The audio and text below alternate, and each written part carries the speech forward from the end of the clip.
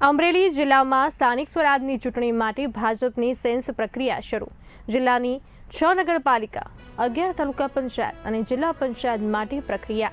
અમરેલી, સાવરકુંડલા અને ધારી ખાતે 2 દિવસ સેન્સ પ્રક્રિયા યોજાશે।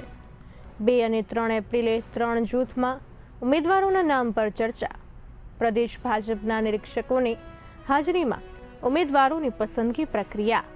ચૂંટણી લડવા इच्छुक उम्मीदवारों में भारे उत्साह देखायो। जी प्रमुख साहब नमस्ते।